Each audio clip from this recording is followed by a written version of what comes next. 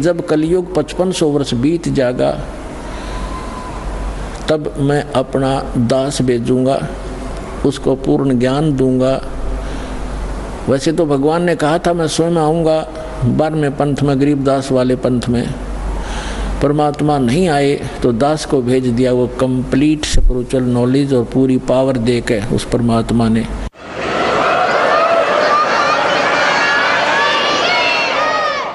तो अब पुनः स्थापना होगी शांति की। तो अब यहाँ क्या बताते हैं कि उस परमात्मा को यहाँ की उग्र गतियाँ यानी खतरनाक स्थिति प्रेरणा करती हैं, तब वो परमात्मा एक सुभर शरीर, सुंदर शरीर धारण करके यहाँ प्रकट होता है। जैसे 600 वर्ष पहले आए थे, उस समय भी पूरे जो है अध्यात्म मार्ग में लूटे खसोट चल रही थी, ऊत भूत की पूजा होती थी, ये दरे ढके पर ला रखा था सबको। तो परमात्मा ने आके पुनः स्थापना की थी और 64 लाख से सो गए थे उस दानक के, जिसको धानक कहते थे, दुल्हा कहते थे। यदि वो परमात्मा ना होते आज से 600 वर्ष पहले भारत वर्ष के अंदर 64 लाख से सोना कोई बालकों का खेल नहीं है। और सबको परमात्मा ने भक्ति से चार्ज किया, उनको सुख दिया, उनके आने वाले बच्चे उनके घर में जन्म लिया, वो अच्छी आत्माएं हुई। तो अभी तक चल रहा था, हमारे समाज में शांति बनी हुई थी। अब ये 50 वर्ष से उरे उरे बिजली गिरती जारी है और अब तो पूछो ही मत। हे भगवान, जहाँ देखे माया माया दिखाई देती है, कोई शराब पी रहा है, कोई मांस खा रहा है, सरेआम हो गया। और कैसा हाहाकार, कोई सुल्फा पी रहा है, कोई बीड़ी पी रहा है, पूरा मानव दूषित और वातावरण दूषित हो गया। तो अब इस भक्ति से पुनः स्थापना होगी भक्ति की और विश्व में शांति की, परमात्मा का वचन है, ये तो होगा ही होगा। तो अब देखो क्या लिखा है, वेद क्या बता रहे हैं परमात्मा के विषय में, देखिएगा। हम ऋग्वेद मंडल नंबर 9 सूक्त 1 मंत्र नंबर अब 8 पढ़ेंगे। उस पुरुष माने परमात्मा को उग्र गतियां यानी भयंकर स्थिति प्रेरणा करती हैं और भासमान शरीर को यानी सुंदर शरीर को वह पुरुष, वह परमात्मा प्राप्त होता है। और किस प्रकार होता है?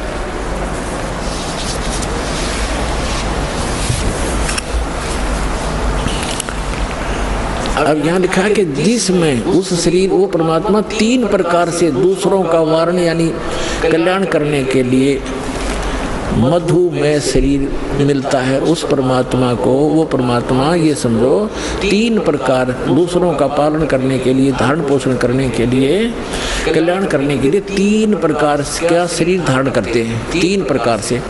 अब जो एक प्रकार का तो आपको बता दिया कि परमात्मा ऊपर रहते हैं, वहाँ उनके शरीर की शोभा मनुष्य दृश्य है, राजा के समान दिखाई देते हैं, सिर पे मुकुट है, छत्र है और तख्त पर बैठे हैं सिंहासन पर। और उनके एक रोमकूप में करोड़ सूर्य करोड़ चंद्रमा मिला दे, ऐसी रोशनी है उस परमात्मा की एक रोमकूप की। बाकी शरीर की कितनी होगी अंदाजा लगाया जा सकता है। और फिर वो परमात्मा दूसरी स्थिति में जब आता है, एक नवजात शिशु का रूप धारण करता है, तो दूसरी स्थिति बताई जा रही है। देखिएगा ऋग्वेद मंडल नंबर 9 सूक्त 1 मंत्र अब 9 पढ़ेंगे, ये 9वां है।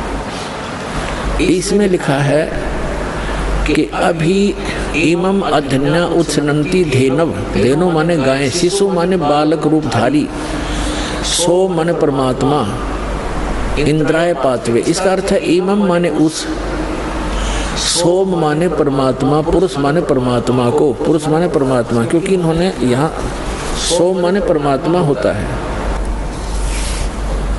ये देखिए शुरू में इसी सूक्त के प्रथम मंत्र में सोम शब्द है। ऋग्वेद मंडल नंबर 9 सूक्त 1 मंत्र 1 में, इस 1 में ये सोम शब्द है। सोम, सोम माने परमात्मा। तो यहाँ हम यहाँ भी सोम लेंगे। अब ऋग्वेद मंडल नंबर 9 सूक्त 1 मंत्र 9 में सोम शब्द है। सोम, उस परमात्मन को, उस परमात्मन को, उस पर पुरुष को, परमात्मा को जो शिशु रूप धारण करके आता है कुमार अवस्था में यानी बाल्य अवस्था में। अभी अधन्या, अधन्या माने अहिंसनीय लिख दिया इन्होंने। अध माने अभी माने पूर्ण रूप से, सब प्रकार से। अधन्या माने बिना धनाई, धेनो माने गौवे। हमारे यहाँ क्षेत्र में हरियाणा के अंदर जो गायें दूध नए दूध नहीं होती, गर्भ धारण नहीं किया जिसने, तो उसने ये उसको ये कहते हैं ये बिना धनाई है, अधन्या। क्योंकि ये कुछ शब्द हमारी लैंग्वेज में संस्कृत के, कुछ पंजाबी के, कुछ वैसे अन्य भाषाओं का भी समावेश है। जैसे अब इंग्लिश वर्ड भी गढ़े हो गए शब्द हमारी भाषा में, ऐसे पहले से हमारे कुछ शब्द मिले हुए हैं भाषा में। तो हम अधन्या माने बिना धनाई, अभी अधन्या पूर्ण रूप से यानी कंवारी, धेनो माने गौवे, उस परमात्मा की जो शिशु रूप धारण करके जब आता है, उनके परवरिश की लीला कुंवारी गायों के द्वारा होती है, ये वेद बताते हैं। और वो किस परमात्मा की हुई है? श्री कृष्ण की का इतिहास आपके पास जीवनी है, श्री रामचंद्र की जीवनी आपके पास है, जिनको आप भगवान माना करते थे, या ब्रह्मा विष्णु महेश की दिखा दो इतिहास, उन्होंने ऐसे कुंवारी गाय का दूध पिया हो।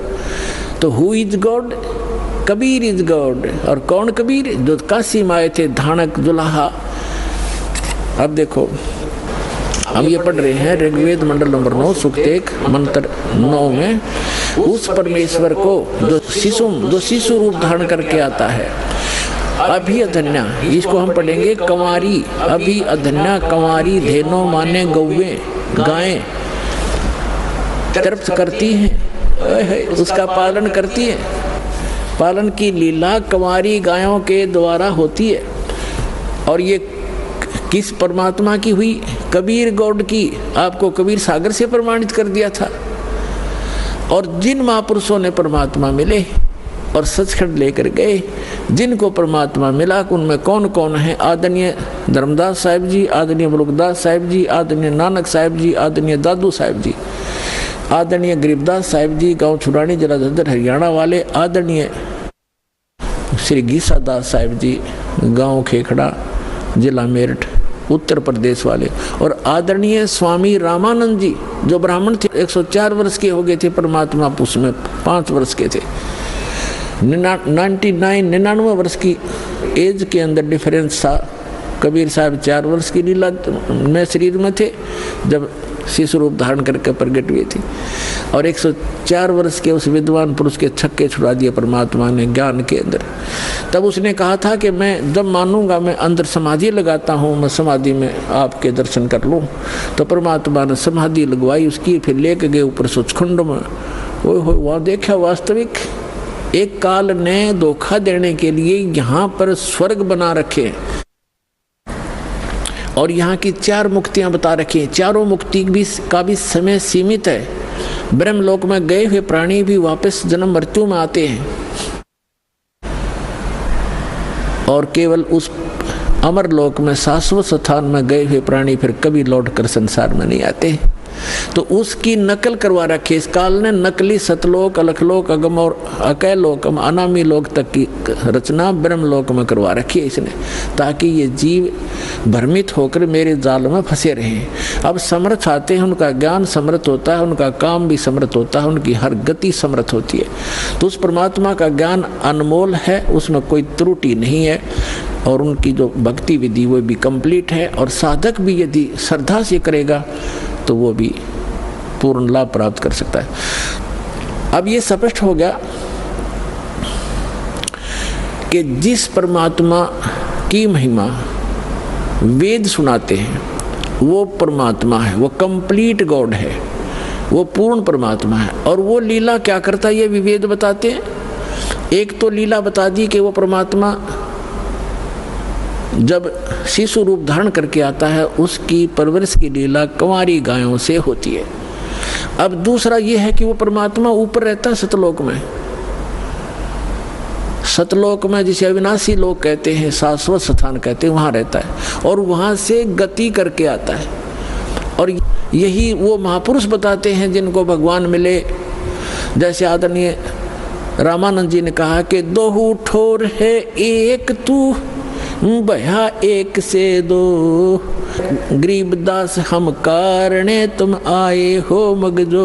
जैसे तुलसीदास जी ने लाखों वर्ष पहले घटित रामायण अपनी भाषा में चौपाइयों में लिख दी, ऐसे ही आदरणीय गरीबदास साहिब जी ने गांव छुड़ाने वाले ने परमात्मा प्राप्त होने के उपरांत उनसे प्राप्त उस स्पिरिचुअल नॉलेज में क्या लिखा है, अपनी छाप लगाकर महिमा बता रही है परमात्मा की। जैसे स्वामी रामानंद जी की और कबीर परमेश्वर जी की जो वार्ता हुई उस समय प्रत्यक्ष दृष्टा की तरह बताई है। तो उन्होंने क्या बताया है, गरीबदास जी इसलिए इसमें नाम आता है कि गरीबदास जी ने तुलसीदास जी की तरह, क्योंकि तुलसीदास जी केवल 3 लोक के भगवान के उपासक थे, वहीं तक सीमा थी उनकी बताने की, और ये गरीबदास साहिब जी परम अक्षर ब्रह्म के उपासक थे, उनके भेजे हुए महापुरुष थे, उनसे परिचित थे। तो उन्होंने उस महापुरुष की महिमा बताई है कि रामानंद जी और कबीर परमात्मा की जब गोष्ठी हुई तो रामानंद जी को परमात्मा सचखंड लेकर गए, सतलोक लेकर गए, 700 स्थान दिखाया और बताया कि जो आपके यजुर्वेद अध्याय नंबर 40 के मंत्र नंबर 17 में लिखा है कि वो परमात्मा तो गुप्त है, प्रोक्ष है, और वही परम अक्षर ब्रह्म है, सबका धारण पोषण करता है। गीता अध्याय नंबर 18 के श्लोक नंबर 62 में, गीता अध्याय नंबर 15 के श्लोक नंबर 4 में जो बताया स्थान, वो ये स्थान है, और मैं स्वयं परमात्मा हूँ। हम ही अलखला हैं कुतुब गोस और पीर, गरीबदास खालिक दनी हमरा नाम कबीर। ए स्वामी सृष्टा में और सृष्टि हमारे तीर, दास गरीब अधर रहूं ऊपर बसता हूँ, और अवगत सत कबीर। मैं हूँ वो परमात्मा, ऊपर रहता हूँ। फिर वो दिखाया सचमुच। तब रामानंद जी ने कहा था कि दो ठोर है एक तू, और भया एक से दो, कह गरीबदास हम कारणे तुम आए हो मगजो। मगजो माने सफर करके वहां से चल कर आए हो। आदरणीय गरीबदास साहिब जी ने कहा कि अजब नगर में ले गए हमको सतगुरु आन, और जल के बिंब अगाध गति वहां सूते चादर तान।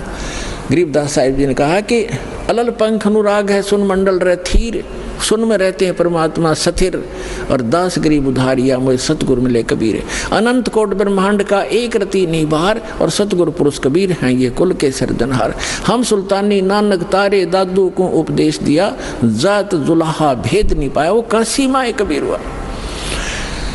अब इतने परमाणु महापुरुषों के हैं जिन्होंने भगवान को देखा, उन्होंने ये बताया कि वो परमात्मा ऊपर रहता है। स्वयं भी परमात्मा खुद कहते हैं मैं वहां ऊपर रहता हूँ, अवगत सत कबीर दास गरीब अधर बसूं, ऊपर रहता हूँ मैं, और वहां से तुम्हारे लिए हम आते हैं। अब वेद भी क्या बताते हैं, वेद क्या बताते हैं? यदि वेद भी यही बताते हैं कि वो परमात्मा ऊपर रहता है, शरीर आता है, वहां से गति करके आता, अच्छी आत्माओं को मिलता है, तो हम भगवान को पहचान लेंगे। अभी तक तो हमने श्री राम श्री कृष्ण आदि इन महापुरुषों को भगवान इसलिए मान रखा था, इनके पास हथियार थे, सिद्धियां थी, इन्होंने किसी ने कंस मार दिया, किसी ने रावण मार दिया। हम उस भगवान के पुजारी हैं जो मारता नहीं, वो सबका रक्षक है, कर्माधार पर छोड़ देता, जो जैसे करेगा वो भर लेगा, लेकिन वो मारता नहीं और मरता भी नहीं किसी से, उसको डर नहीं, हथियार रखता नहीं। इसलिए तो उस परमात्मा के पुजारी हैं जो कभी किसी को मारता नहीं, एक जुलाहा बनकर एक गरीब व्यक्ति की तरफ धारण पोषण, अपना पालन पोषण भी, निर्वाह भी स्वयं करते हैं। वो हमारे लिए एक लीला करते हैं, हमें एक गाइडलाइन देना चाहते हैं। बच्चों, ये एक आपका विद्यार्थी जीवन है, ये मनुष्य जीवन, और जैसे जो विद्यार्थी मनुष्य विद्या काल में और बकवाद करता है, सिनेमा देखता है, बढ़िया पेंट पुंट गाड़ के हैं और सैर सपट्टे को घूमता रहता है, बकवादें करता है, वो फेल हो जाता है। विद्यार्थी को विद्यार्थी की तरह रहना चाहिए, सब सिलेबस पूरा करते रहना चाहिए, और अपना सिंपल ड्रेस जो हो सिंपल सी अपना रखनी चाहिए, और उद्देश्य नहीं भूलना चाहिए। तो हम सभी अपना उद्देश्य भूलकर, जिसको भी मानव शरीर प्राप्त है, 2 प्रकार से मानव शरीर प्राप्त होता है, आपको बता ही दिया। एक तो पूर्व जन्म के शुभ संस्कारों से मानव शरीर लगातार कई जन्म भी हो सकते हैं, और एक केवल 84 लाख योनियों को भोगने के बाद टर्न वाइज मिलता है, यानी नंबर पे वो एक मिलता ही मिलता है। तो उसी पर आज सत्संग उसी पर चल रहा है। अब लास्ट में इसका निष्कर्ष थोड़े ही शब्दों में निकाल देंगे। तो हमारा मूल उद्देश्य इस मनुष्य जीवन का क्या है? जैसे एक विद्यार्थी का विद्या प्राप्त करके और जो उस यूनिवर्सिटी में विद्यालय में जो वो मेहनत कर रहा है, स्टडी कर रहा है, उसका किया हुआ फल उसको फील्ड में मिलेगा। जैसे कोई डॉक्टरी कर रहा तो डॉक्टर वहाँ अगर वो लाभ उसी सुविधा को वहीं खोजता रहा स्टडी काल में, टाइम में, विद्या काल में, तो बच्चा फेल हो जाएगा, उसको कुछ नहीं मिलने का। तो वो जो वहाँ जैसे इंजीनियरिंग कर रहा है बच्चा, तो इंजीनियरिंग जो करके उस अपने फील्ड में जाएगा, वो सुविधाएं वहाँ की किए हुए की वहाँ मिलेगी उसको बाहर जा करके। तो आप जी मनुष्य जीवन प्राप्त प्राणी एक विद्यार्थी हो, और जो विद्यार्थी अपने दिग्भ्रष्ट हो गए हैं, उद्देश्य भूल चुके हैं, वो फिर बहुत दुखी होंगे। जैसे एक समय ये दास एक जूनियर इंजीनियर था, वहीं पर हमारे महकमे का कार्य भी चल रहा था और वहीं पर रोड का कार्य भी, B&R का कार्य चल रहा था। वहाँ एक व्यक्ति अपने बच्चों समेत, उसके बच्चे वहाँ मिट्टी में सो रहे थे, वहाँ वो टोकरियाँ मिट्टी डाल रहा था सड़क पर, और उसका सहपाठी था, वो वहाँ का एक्शन बना हुआ था B&R का, बिल्डिंग एंड रोड्स का। वो वहाँ आया, वो इंस्पेक्शन करके चला गया। तो उसके जाने के बाद वो व्यक्ति कहता है, मजदूर, वो क्या कहता है कि मेरे कर्म फूट गए, मेरे भाग फूट गए। मेरा ये सहपाठी था, मेरा क्लास फेलो था, ये इसका ये नाम है, ये उस गांव का है, हम एक स्कूल में पढ़ा करते थे उस दूसरे गांव में, और ये पट गया, देखो ठाठ कर रहा है, गाड़ी में चलता है, इसके बच्चे पंखों के नीचे सोते हैं और मेरे बच्चे मिट्टी में पड़े हैं, मेरे भाग फूट गए। मैं भी पढ़ लेता, शिक्षा ग्रहण कर लेता, तो मैं भी ऐसे मौज करता। तो यहाँ परमात्मा कहते हैं, आज 6 दिन पाछे गए और गुरु से किया ना हेत, अब पछतावा क्या करे, चिड़िया चुगी खेत। तो आज आप उस अतिथि में हैं जो भक्ति नहीं करते, और करते हैं तो शास्त्र विरुद्ध करते हैं, और इस मनुष्य जीवन पा करके जो साधना सत्य नहीं करते, वो बाद में ऐसे पछताएंगे जैसे वो मजदूर पछता रहा था। तो आप जी का जो यहाँ मूल कार्य है, मनुष्य जीवन प्राप्त प्राणी का पूरा सतगुरु प्राप्त करें और पूरा ज्ञान। अब पूरे गुरु का आपको पता नहीं था, आपको एक बालक को सभी पूरे नजर आते हैं, क्योंकि जो भी संत बना हुआ है उसने कुछ तो बाणी बुणी, कोई वेद मंत्र, कोई गीता मंत्र को कहीं ना कहीं से वो तो उसने कंठस्थ कर ही रखे हैं, और वो हमारे लिए बहुत भारी हो जाता है। जो लगातार संस्कृत बोल दे, कोई बड़ी बड़ी कथा सुना दे, हमने सोचे महापुरुष पढ़ा है तो बहुत गजब का। तो हमें ज्ञान नहीं था, तब हमें ज्ञान होगा, हमारे पास एक ISI मार्क का एक पैमाना होगा, फुट रूल होगा, हम तुरंत नाप लेंगे इसका साइज क्या है, हम उसको रिजेक्ट कर देंगे। अगर हमारे वेदों से नहीं मिलता उसका ज्ञान तो रिजेक्टेड है। तो मनुष्य जीवन प्राप्त प्राणी जो भक्ति नहीं करते और करते हैं शास्त्र विरुद्ध करते हैं, तो वो अपना जीवन नाश कर रहे हैं। जो विद्यार्थी और जो टीचर आउट ऑफ सिलेबस पढ़ाता है, पाठ्यक्रम से हटकर ज्ञान देता है, नावल सुनाता है, वैसे कोई फिल्मी स्टोरी सुनाता है, तो वो शास्त्र अपने जो पाठ्यक्रम से बाहर का जो ज्ञान है वो एग्ज़ाम में काम नहीं आता। और एग्ज़ाम में जो वही काम आएगा जिसने सिलेबस पढ़ रखा है, पाठ्यक्रम पढ़ा है। तो हमारा पाठ्यक्रम है 4 वेद, 18 पुराण और श्रीमद् भगवद गीता, कुरान और बाइबल। क्योंकि हम सभी मानव हैं, पूरे विश्व के हम एक ही परमात्मा के बच्चे हैं। जीव हमारी जाति है, मानव धर्म हमारा, हिंदू मुस्लिम सिख ईसाई कोई धर्म नहीं है न्यारा। हम केवल भगवान के लिए बंटते चले गए और भटकते चले गए। अब उसी परमात्मा ने आके हमें फिर इकट्ठा करने की चेष्टा की है। उस समय हम समझ नहीं सके क्योंकि हम अशिक्षित थे। अब हम शिक्षित हैं, सदग्रंथ हमारे पास हैं और तत्व ज्ञान दास को परमात्मा ने दे रखा है। ये आपके रूबरू कर दिया है। अब इसको आसानी से समझेंगे। अब जो प्रसंग चल रहा है कि जिन महापुरुषों ने परमात्मा को देखा और उन्होंने बताया कि वो भगवान ऊपर रहता है, ऊपर, और वहाँ से चल कर आता है और हमें मिला, उसको मिला, ऐसे मिला, सारे प्रमाण है हमारे पास।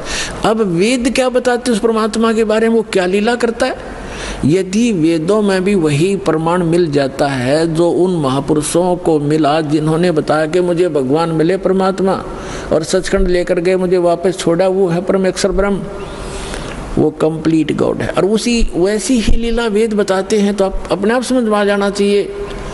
अग्रम अग्रम खत्म हो जानी चाहिए प्राणी की, और बिल्कुल हो जाएगी।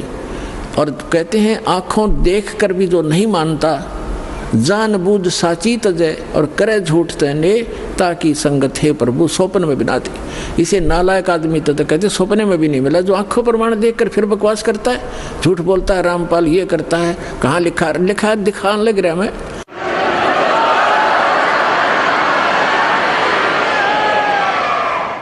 सारे सदग्रंथ प्रमाणित कर रहा हूँ, सामने दिखा रहा हूँ, फिर भी कहता है, झूठ बोलता है, तो वो स्वार्थी और काल का पक्का दूत है।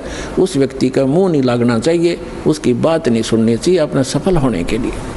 अब आप जी को इतना स्पष्ट हुआ कि परमात्मा जब शिशु रूप धारण करके आता है दूसरी स्थिति में, 3 प्रकार से हमारा धारण पोषण करता है, हमारा कल्याण करने के लिए 3 प्रकार के शरीर में वो लीला करता है। एक तो सतलोक में रहता है, वहाँ तो बहुत तेजों में शरीर है, वहाँ से हल्का तेजपन रूप बना करके और दूसरे स्थिति में एक शिशु रूप धारण करके प्रत्येक युग में परमात्मा मिलते आते हैं, ऐसा लीला करते हैं। उनकी यही लीला परवरिश की लीला कुंवारी गांव से ही होती है।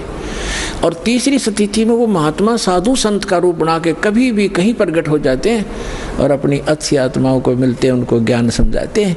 उनके विषय में आपको बहुत बार बताया है कि किन किन महापुरुषों को वो मिले हैं, और उन्होंने फिर बताया कि हमको परमात्मा मिले अनंत कोट ब्रह्मांड का एक रति निभार, और सतगुरु पुरुष, पुरुष माने परमात्मा भगवान कंप्लीट गॉड कबीर है, कुल के सृजनहार। अब वेद क्या बताते हैं परमात्मा की महिमा, क्योंकि परमेश्वर ने कहा कि वेद मेरा भेद है, मैं ना मिलूं वेदन के माही, और जौन वेद से मैं मिलूं वो वेद जानते नहीं कि वेद मेरा भेद है। मेरी महिमा का गुणगान करता है वेद, लेकिन वेदों में वर्णित विधि से मैं मिल नहीं सकता, मेरी महिमा तो कंप्लीट है। लेकिन जिस वेद से, वेद माने ज्ञान से, तत्व ज्ञान से मैं मिलूं, वो ये चारों वेद जानते नहीं, इनमें वो ज्ञान नहीं है। उसका ज्ञान स्वयं ही परमात्मा ने आके बताया। अरे विश्वदास को भेज रखा है, लाभ उठाओ प्राणियों। ये देखो, ये है ऋग्वेद।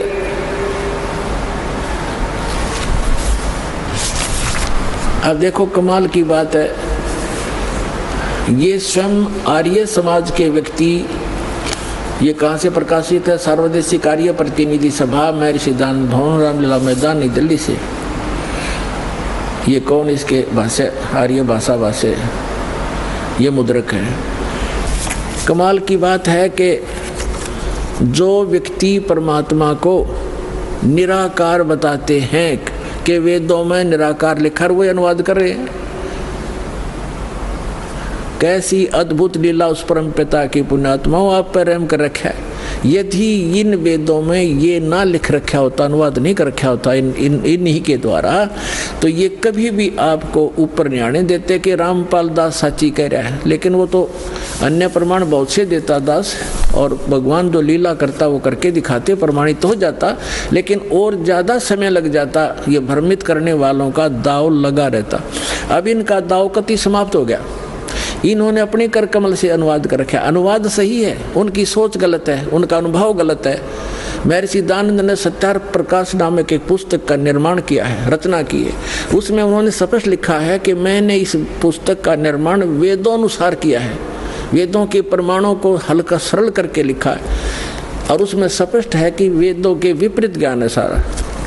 महर्षि दानंद और उसके सारे चेले परमात्मा को निराकार बताते हैं, उसका कोई स्थान नहीं है, वो एक देशीय नहीं है, एक स्थान पर नहीं रहता।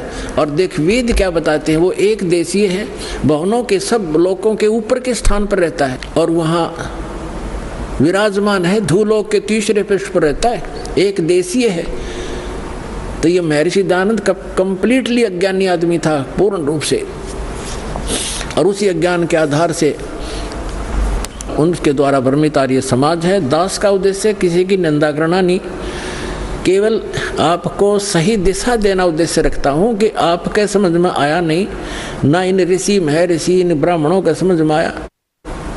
इस दास पर दया करी, इसका पूरा मानव समाज लाभ उठाओ, सबका कल्याण होगा। हमने किसी से द्वेष नहीं। ये देखो ऋग्वेद मंडल नंबर 9 सूक्त 86 और मंत्र नंबर 26 पढ़ेंगे।